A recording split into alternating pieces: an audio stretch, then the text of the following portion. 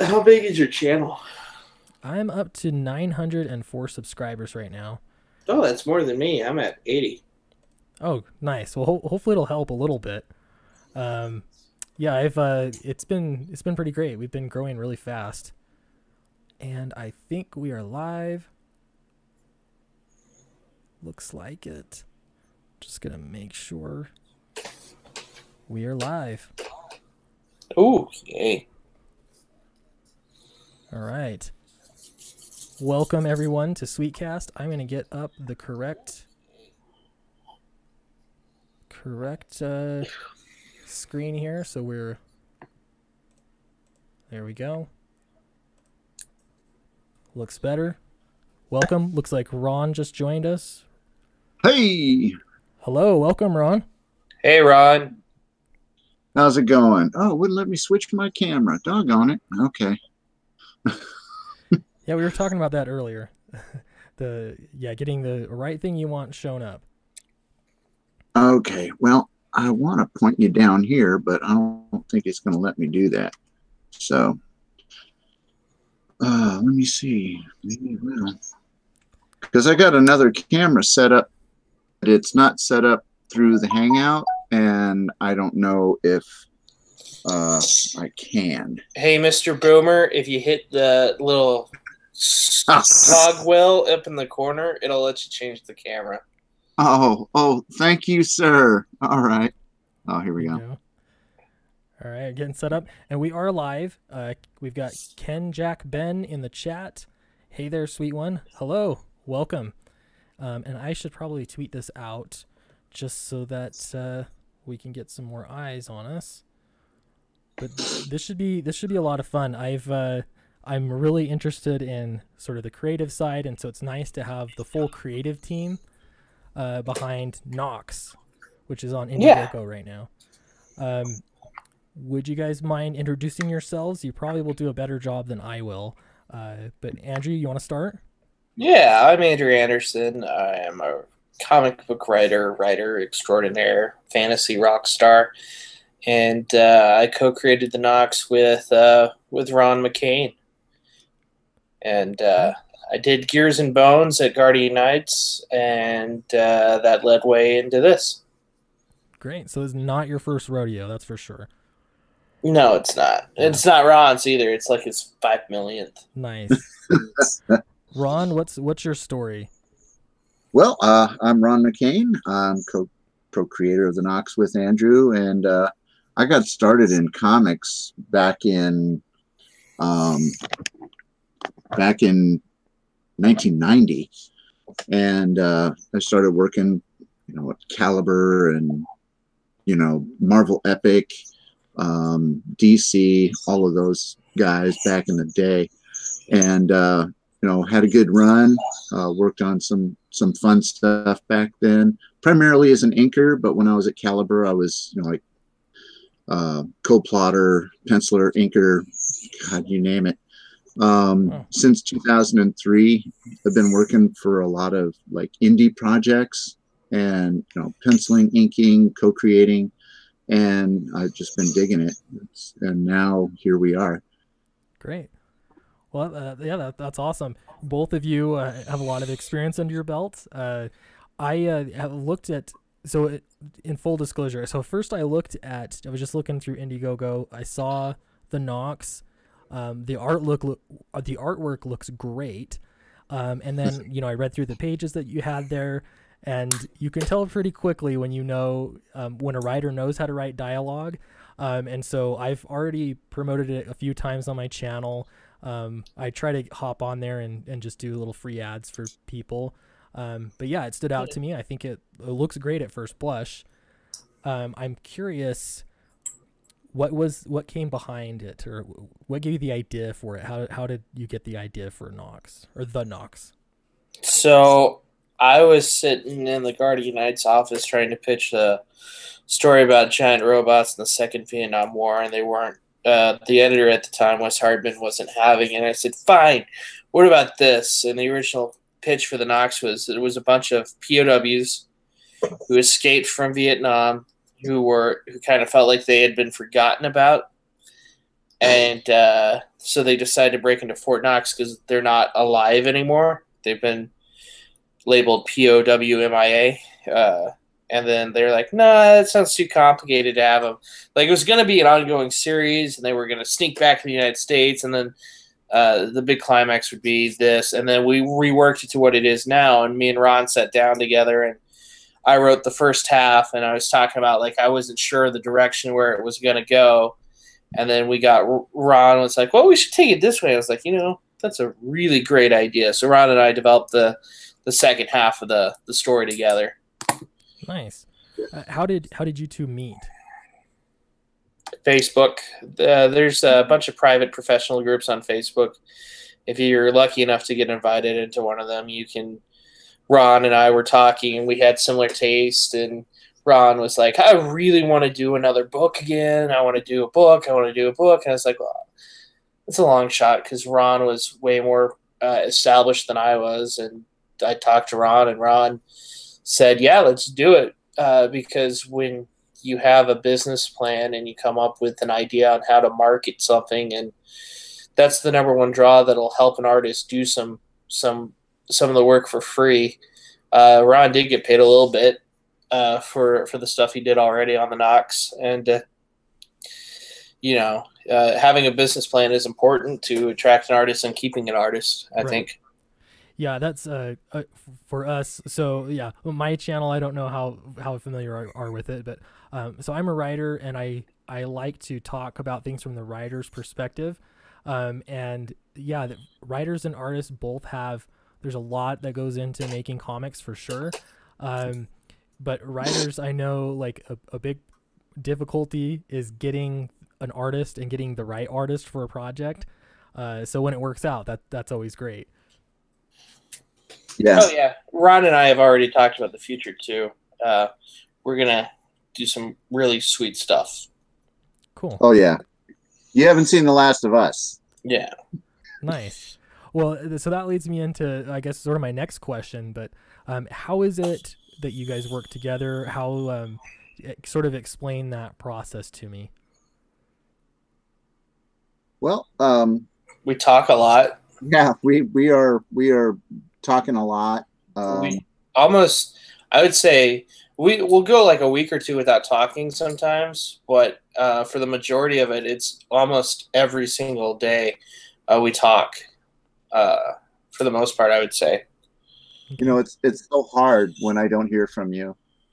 Yeah. I just get busy with work, man. Yeah, I'll tell you, it's easy to work with Andrew.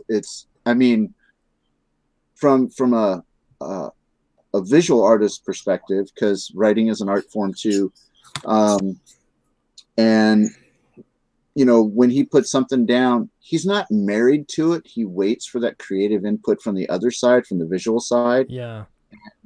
I'll throw something out, and he's like, no, maybe try this. And then I'll throw that out, and he's like, nailed it, and we have this back and forth together that is really synergistic. It's kind of weird just looking at my hand. Yeah. Well, I mean, Ron because we were going to do the Knox as a miniseries, he got a first full script. And then the more we talked, he just got, paragraphs, because that's how much I trust him, because the dialogue's going to change by the time we get to the final product. Yeah. So I'm not married to the dialogue, because Ron's going to draw something 10 times better than what I envisioned. Yeah. And so from my perspective, I think that is almost one of the best kind of ways that an artist and a writer can work together, as opposed to just the writer is it's almost more of like a business, like I'm paying the artist to just draw exactly what I say. And I don't know, it makes for a better comic for sure when there's some back and forth, and you got both creative minds working. So I think that's great. What really helps is Ron's experience in the business. He's seen bad scripts. I have not seen bad scripts other than my own. And Ron will tell you mine aren't that bad. The ones he gets Well, the ones when I was starting out, man, those were awful. You kind of have to get through those bad ones first, get them out of the way. Yeah, you have to go through the bad ones and just get it done. So, well, and one of the things that really helps develop both, for sequential storytelling from the visual medium and from the writing aspect is reading a lot, and also well, not just comics. Yeah, watching. Yeah, don't read comics to learn how to write comics, guys. This has been a peeve of mine for a long time, and this is where you get insular art and insular writing. Is basically there's a group of people out there who read comics, and then they turn around and they get into the business, and then they start writing just exactly what they read when they were kids, and that's not growth. That's not good for the industry. That's not good for writing. That's not good for art. If you're looking at comics to learn how to draw, that's another mistake. It's a technique on top of good solid drawing. And, if you don't have the good solid drawing, my drawing is adequate. It's a little bit above average, but what are you talking about? Your drawing is fantastic. It looks really good to me. It's exactly what I'm looking for when I make comics. But I put the hours in. I did my best to learn my craft. I've studied other people's storytelling. I watch X amount of. I almost dropped a bomb there. I don't know how you feel about cussing on your channel. You can say whatever you want. Okay. Yeah. Okay. I was going to say shit ton of movies, bad ones and good ones, and absorb those visual cues and the pacing and everything. And then you incorporate that into your storytelling in comics. You're just going to be better off for it. Yeah, I think you bring up a really, really good point, because good storytelling is good storytelling, and the medium, yes, there are different tools that you would use in that medium, but a good storytelling, if you're reading a novel or you're writing a novel and you're learning how to write that way, many of those storytelling elements absolutely carry over, but they're, obviously you have to learn the medium and understand what kind of tools you can use there. But yeah, for sure, I love that. Even watching movies and getting ideas there, that's good. Absolutely. Well, you learn your craft. Yeah. Yeah, you really have to put the hours in to learn your craft. There's things that I don't do because I'm not good at them, but I do them on the side. I put them over here and I say, look, this is the stuff that I need to work on. But the stuff that I have in my toolbox is solid. So I put that in there and I work with that. Yeah. But I think it's really important for people to work within their toolbox, but also take the stuff that they're not great at and work on it off to the side. When you get that, drop it in. You put that into your work, because that's another layer of mastery that you've got. And whether or not you're working, in a drawing process, whatever the tools are required that you feel comfortable with to work on that, you use those tools. If you want to use something different, go for it. For an inker, some guys are graduating to digital ink. Mm-hmm. I haven't, because I'm very, very comfortable with brushes and nibs and rapidographs and that sort of stuff. I don't do a whole lot of stuff. I see a lot of guys using like microns and all of this other stuff. Yeah. I don't use felt markers on my pages, because if you have to do a correction, that stuff just the ink quality is very different, isn't it? Yeah. It's if you're using an inexpensive paper, you hit that with a felt marker and there's a little spread in your line, you can't get the detail or the accuracy that you want. But if you're using something like a good solid India ink, and I don't think I'm going to go ahead and do a pitch for Kohinoor. Yeah. Using Kohinoor, It's one of the highest quality inks you can get. A lot of people like it because it goes on, it dries fast, and it's black. I do a 50-50 blend of Kohinoor and this thing called Noodlers.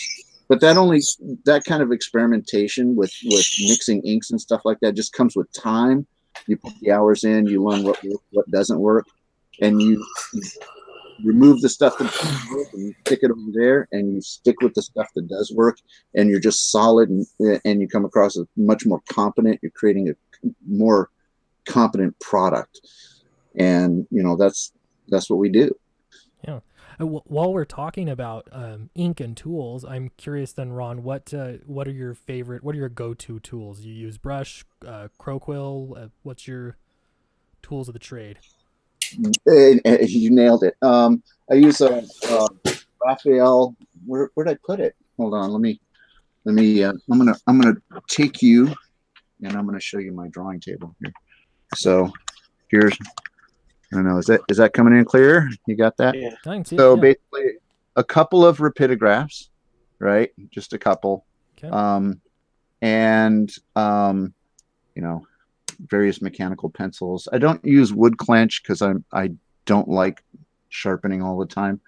I use a really cheap brush for doing like whiteouts and corrections. Like if I'm doing white effects or some kind of white spatter, I'll use, just a cheap number 2 round that you can get, out of any old, store.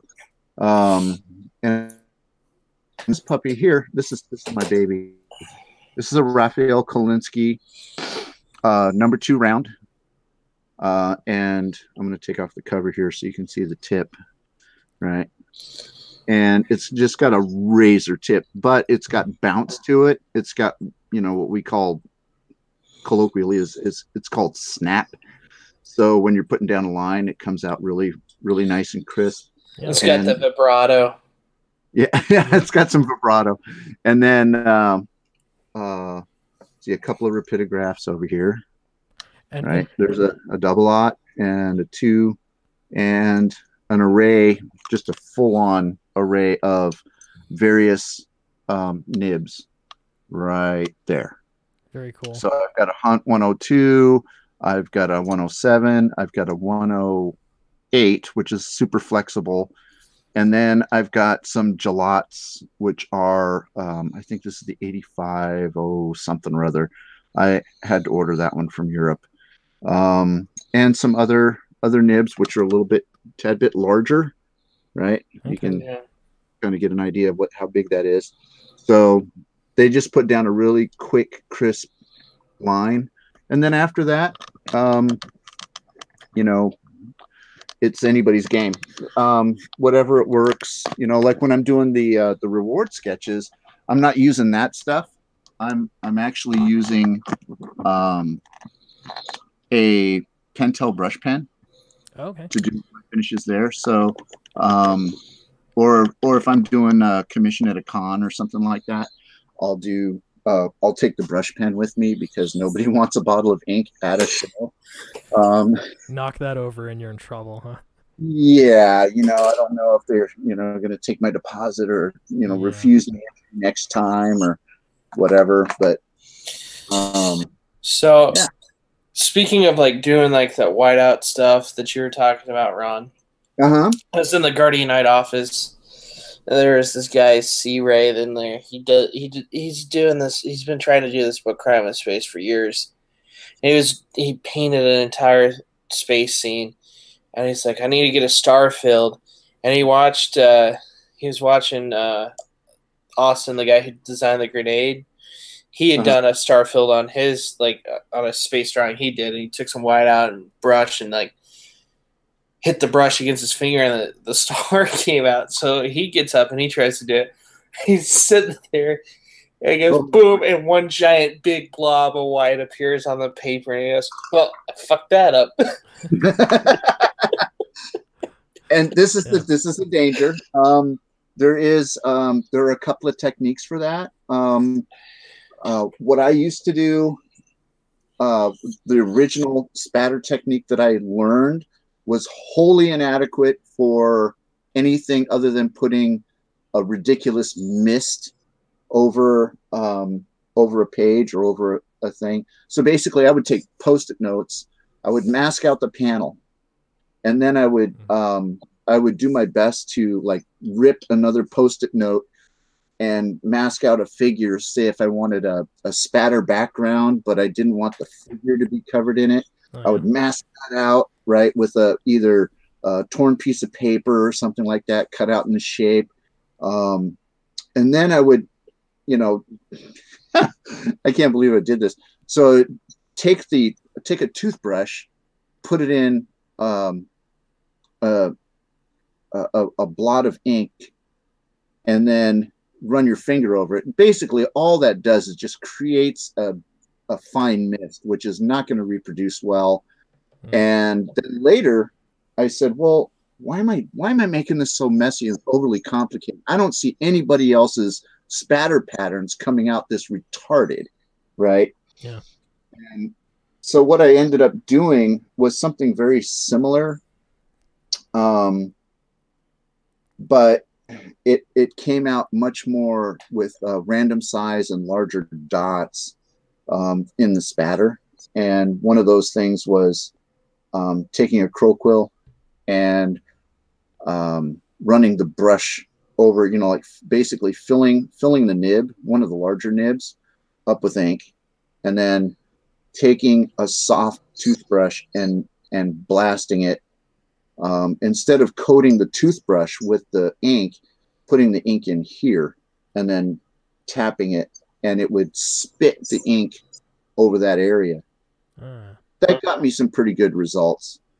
The technique that I would use now is taking you know, like a plastic spoon or something, putting a tad bit of ink, and then taking the brush and just kind of running it through it and just doing a little flick.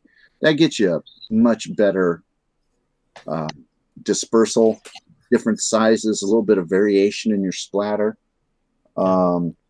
You know, there's other things you can do. You can go whole hog. You can dip the brush in and just sit there and whack the crap out of it. And then you get a spatter pattern, but you don't know where it's going to go or how extensive it is. If it gets up under the Post-it note, it's going to basically create an edge that you didn't want. So yeah, you start doing stuff like that, you know, you're kind of taking your, you know, life in your own hands. But that's why I have the brush for corrections, because I don't want to sit there and have to redraw something. So we do have a question. Speaking of ink, I think I know the answer to this question, but I'd rather have you answer it, Ron. Ken Jack Ben says, "What's the deal with the glove there, fella?"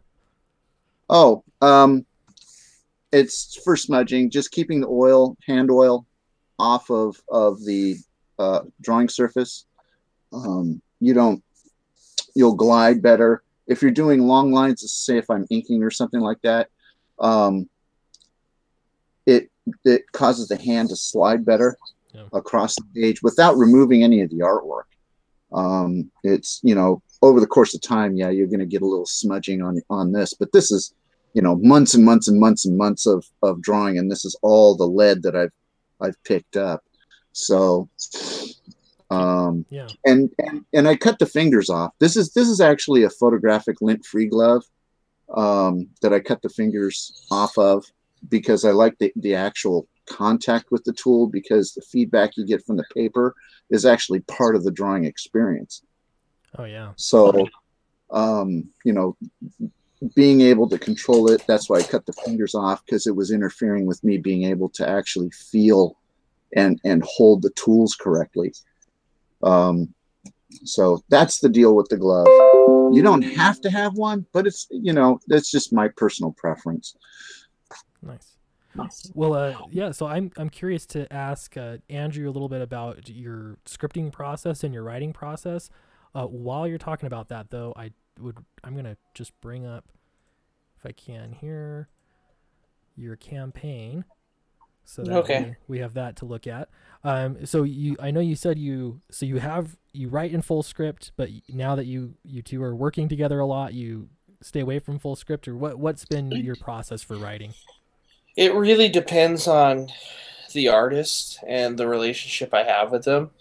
Like I was talking to Kelsey Shannon, and like he said, I want to do a project with you, but if I ever do a project with you, I want a full script. Yeah. There are some artists that require the full script because they're like artists are like the cinematographer and the director rolled into one, if that makes sense. Yeah, yeah. So there are some people that take the script as gospel and follow it to the note and don't give feedback, and that's totally fine with me. That's just how the relationship is.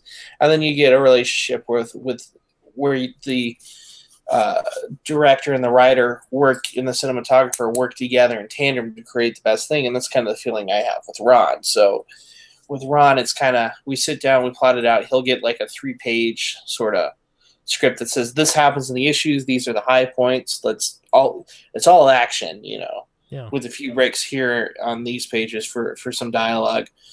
You don't want to clutter up comics with dialogue too much. You want to make it fast-paced, fun, Yeah, that's a visual. Yeah. There's a time and place in comics for major dialogue, but we're not gonna try and Bendis the whole thing. I mean, I love Bendis to death. I learned from him. He at the beginning when you do crime comics and stuff like he did, that's fine. And so of course the Knox is going to be a little dialogue heavier than say like Gears and Bones. But there are moments of just flat out awesome action in it. As far you asked about the writing process, right? As far as how I write, what I use and stuff, pen and paper. Ron will get how many scans have you gotten from me of just like from my notebook, Ron? Like quite a few, right? Yeah. It's a mix between that and sending it in Word doc files, messenger notes. Yeah. Oh yeah. Carrier pigeon.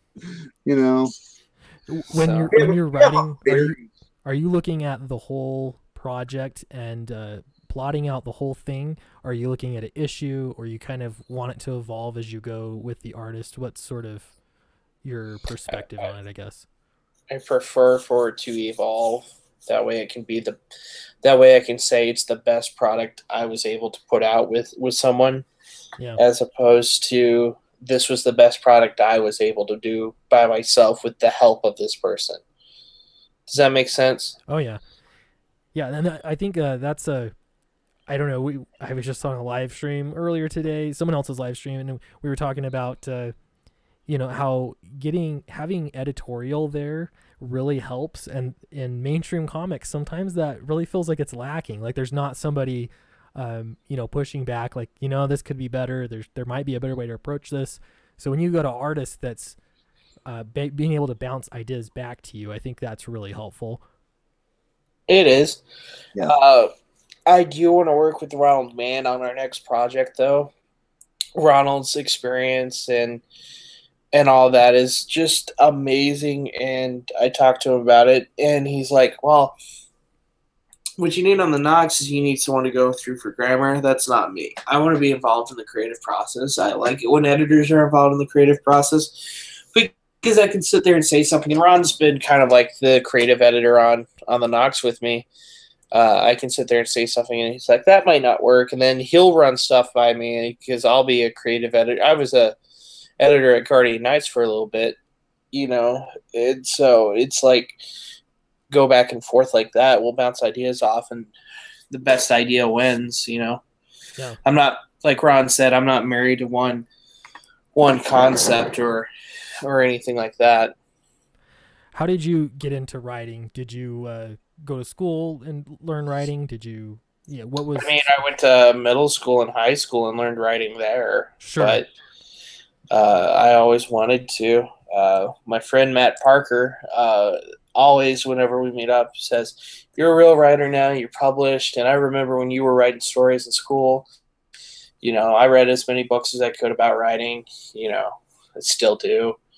I read books about storytelling. I read novels. I read, whatever whatever fancies me that week. A lot of history.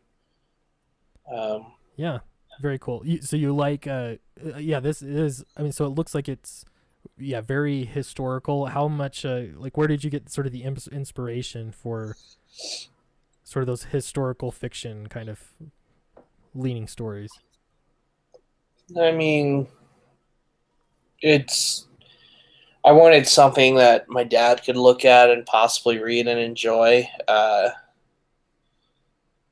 He likes stuff set in like a real world setting, and yeah, as opposed to like what I like, which is when I read comics, I like superheroes and science fiction. Yeah. But just because you enjoy a certain genre doesn't mean that you're destined to write in that genre. For example, I love crime fiction when I read books. A little bit of that I think shines through on the Knox a little bit. But it's like musicians, like metal players, they listen to like blues, and then blues players like listen to metal and stuff like that, and that's where they get their inspiration from. I mean, you don't necessarily do certain things certain ways just because that's what society tells you. You do it because you like it, sure. And that's what I enjoy. Yeah, that's great. Yeah, there's sort of pushing into other genres. I think it's really cool as a writer.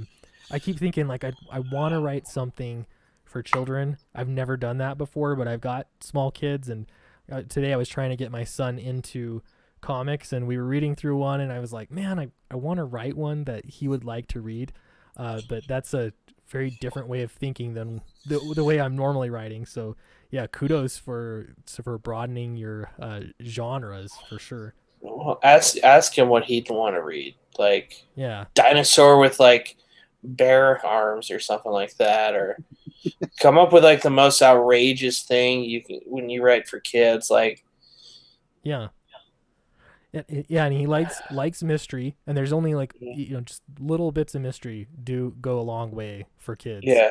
Yeah. And then I think it's funny with Star Wars, he really identifies with the stormtroopers. Like, they're the bad guys, but he likes them. Yeah, I mean, they look cool. J.J. Abrams made Finn lovable, and God knows why you would want a stormtrooper on the good side, but yeah. To be fair, he I think he watched his the Clone Wars. You were watching the animated series. Yeah. He's into the. That's where it comes. Yeah. Yep. Oh, cool. So I do have, let's see, another comment from Gorilla Vision. The art reminds me of Disney's Atlantis.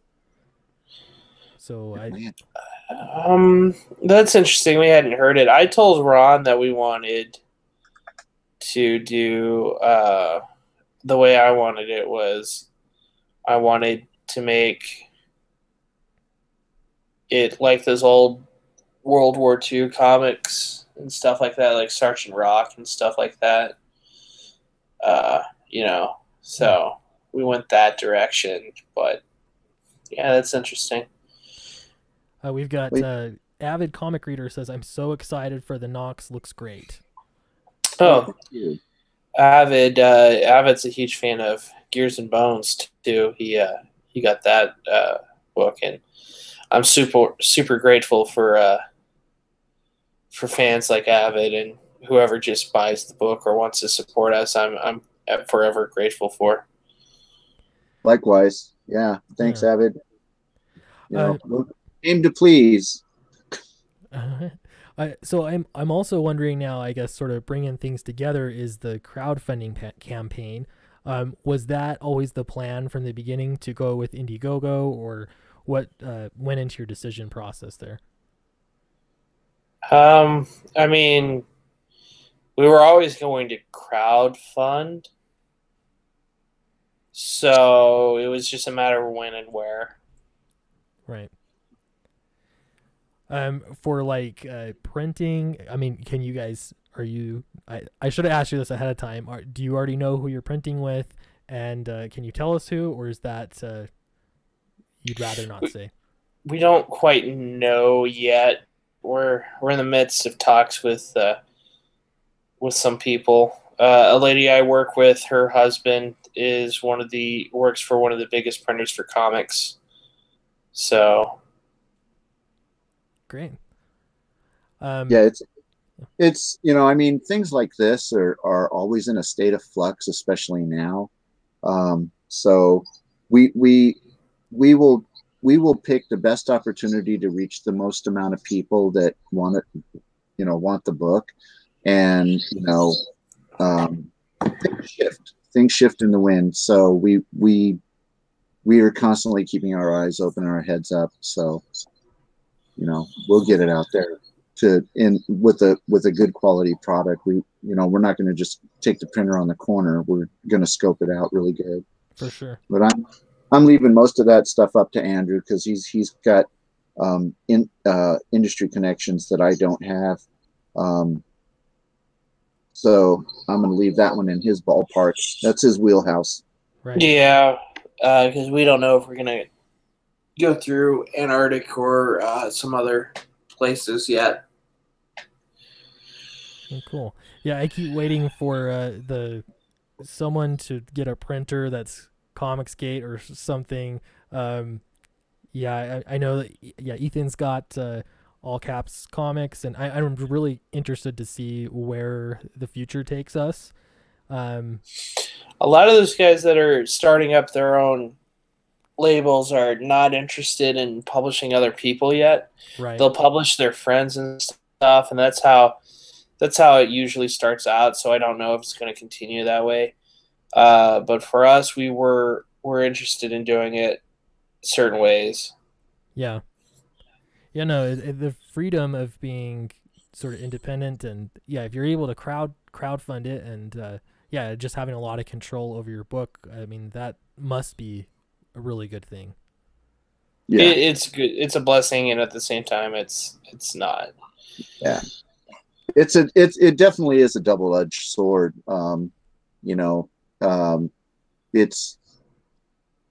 I think we would be much farther along if we had launched 30 days ahead, but we just weren't ready. Yeah. I mean, we're competing with some major events across the country, and there's other Comicsgate publishers out there. There's other guys doing their thing who have much more contemporary names. Like when I went indie in 2004, that pretty much took me out of the spotlight of wherever I could have ended up had I stayed at DC and kept a career going from 1990 to now. That would have pretty much solidified me for the last 30 years in the business. Even though I've been in the business for the last 30 years, I'm working for publishers that don't have as much much reach in distribution or popularity as working for the big eye at Image or DC or Marvel anymore. And yeah, so yeah, when you leave something as mainstream as Green Lantern Corps, and you do as much work over there as Ethan has, his name is still going to have weight, and deservedly so. That's definitely got to get that out there, because there's nobody in this business can take anything away from Ethan. The quality of his work is just, it's up there. Oh yeah. And yeah, that's the interesting part of it is, yeah, if you're going indie, you have to bring a crowd of people with you, right? And that's not easy to do. No. That's I really want to do a book. I've about almost have an artist solidified, but to me, I'm like, man, I need to build up my YouTube channel bigger. I need to get a mailing list bigger, and yeah, it's kind of hard to know how big you need to be before you go out there. But I guess you don't know if you don't try. 108,000. 108,000. Yeah, that would do it. Yeah, every one of them donates $1. Right. Yeah. Yeah. I think I sat down. I did the math. If 500 people all gave at or yeah, 500 people all gave at the $20 level, we'd be funded. Right. Yeah. And we're looking at your campaign right now, and you've got 16 days left, and you've got about $1,900 so far. Yeah. So if you're, I mean, I'm gonna hold out hope here still. You know, there could be a rush here for sure. But Yeah. plans for the future, if should it not get funded, do you have? I know you said the spring you're planning on relaunching. If it does not go well, and I've talked to Ron about this, I will work overtime to get a special care package out to everyone that backed. Everyone would get a refund, sort of thing, but they Yeah. would get a special care package with like a print and some guitar picks and some other Knox labeled goodies that I would put forward for them. That's They would really all nice, get this. They would all get the sketches they won too, because Ron and I discussed it. That would help sell it later on too. yeah. That I mean, Yeah. that's really commendable. That's awesome to treat your backers that way.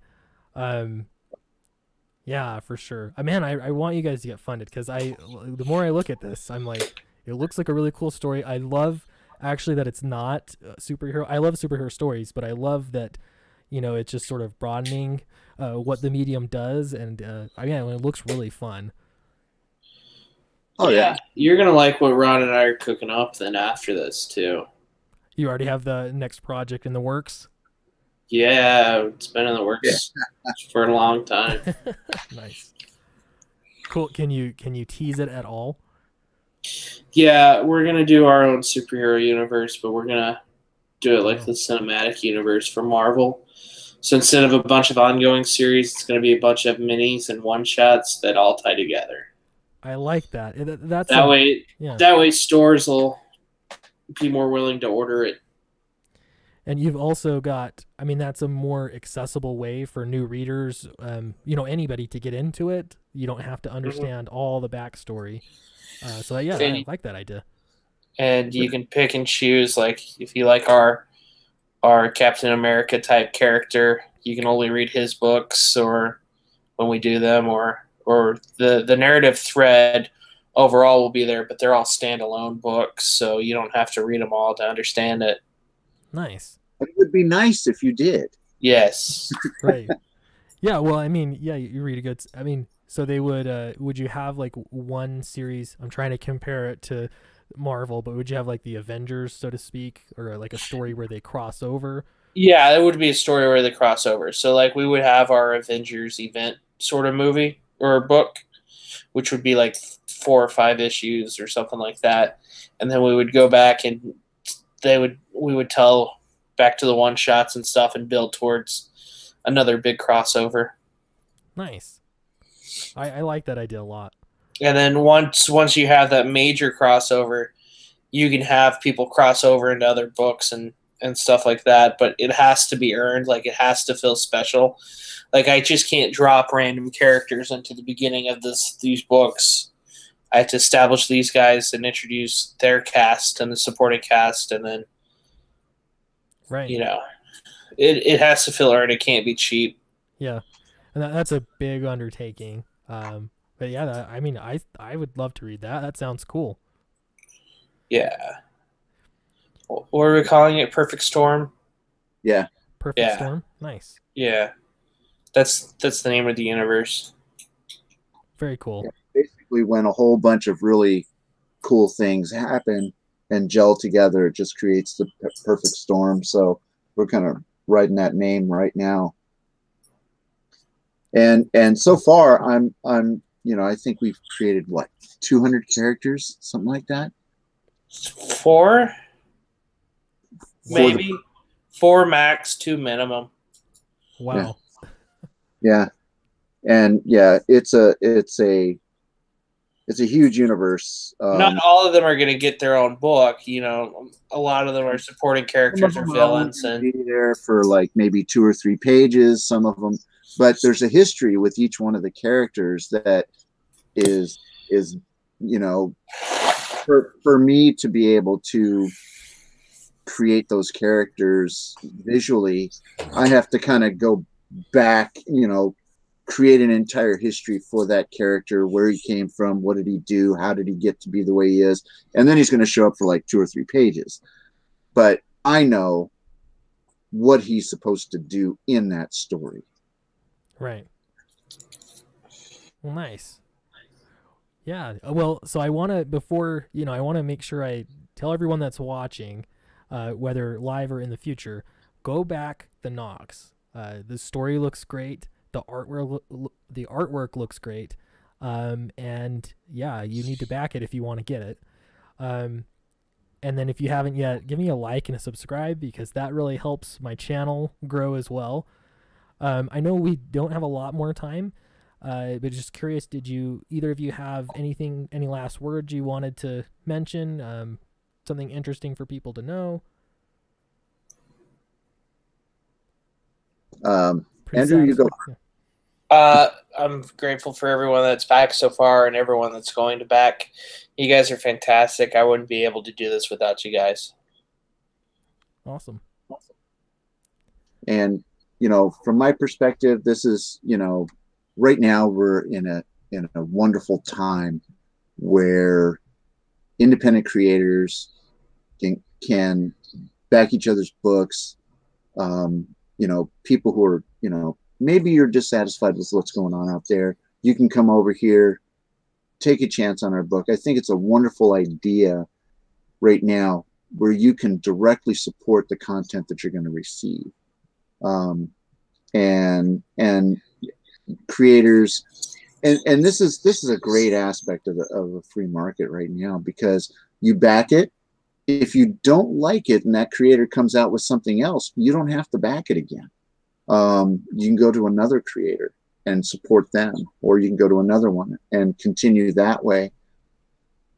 This is your money, and thank you for giving it to us, because we're going to do our best to make sure that you get your dollar's worth. Yeah. We're going to try and make the best set of products that, that are entertaining, that look good, that, maybe inspire people to go off and take some art classes or writing classes and say, hey, I want to do comics, and they dedicate themselves to the medium, or they just are happy to be entertained. And that's what I want to do. I want to entertain people. And this is, since I'm not the prettiest guy on the planet, this is my way to do it. Okay. This is how I can entertain people, because I'm not pretty, so I'm not going to be on TV, and I can't sing worth a lick. So this is it. This is what you get, guys. Well, I can't speak for your face, but I can say that the artwork that you're doing is amazing. It's beautiful. Oh. I really do like it. Thank you very much. Cool. Well, thank you guys. I really appreciate you being on the stream. I think we're gonna end it off here, and thank you everybody that was listening. Before you go to bed tonight, go check out The Knox on Indiegogo and back it. It looks like a great book. So I'm gonna go